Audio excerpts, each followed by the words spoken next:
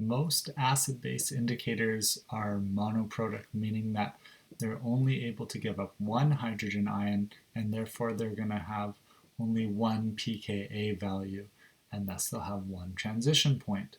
And this is useful in some circumstances where we really are only interested in a specific pH, like doing a titration, for example. We're only interested in one pH, the pH at the equivalence point. I can have an indicator that's diprotic, and therefore it can give up two hydrogen ions, and then we'd have two pKa's and two transition points. So if you look in the table below with some common indicators, you'll see that thymol blue shows up twice in this table, has a pKa of 2.0 and also 8.8 because it is diprotic.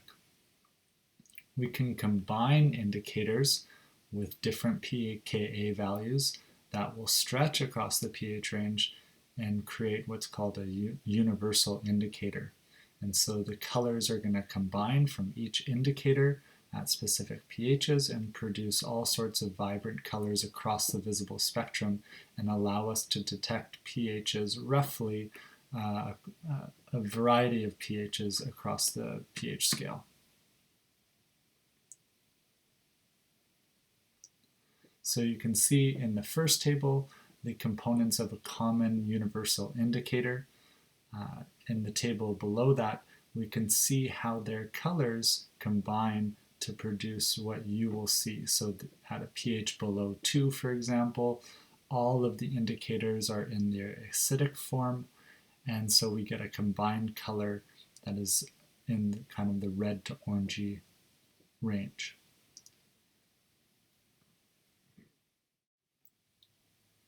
In this problem, we're asked to identify a specific acid-base indicator based on the given Ka value. So in order to do that, we need to have table A6, the acid-base indicators table, available to us from our data booklet, as we're going to compare, as we need to identify the indicator from that list. So I'm going to start by taking the negative log of the Ka in order to determine the pKa. And so if I take the negative log of 5 times 10 to the negative 8, I get 7.3.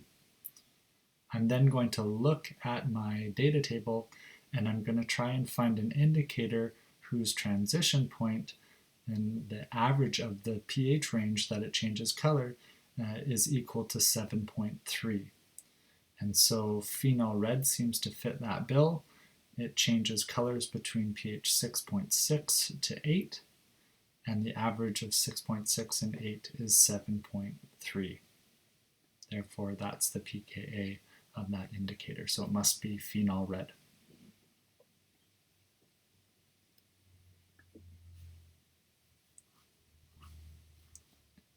In the next problem, we're asked to identify the pH range of a given solution based on the results. So we've tested 3 different indicators, and we've recorded their colors, and now we want to know what the pH range must be. So I'm going to look at the first indicator, thymolphthalein, and it's colorless. And so from my data table, I can see that thymolphthalein is going to be colorless at a pH less than or equal to 9.4. Bromothymol blue is blue, and I know it's blue at a pH greater than or equal to 7.6.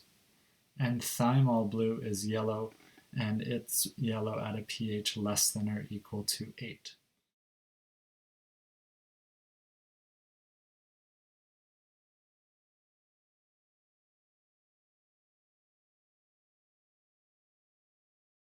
So therefore, I can combine that information to determine that the pH must be between 7.6 and 8.0.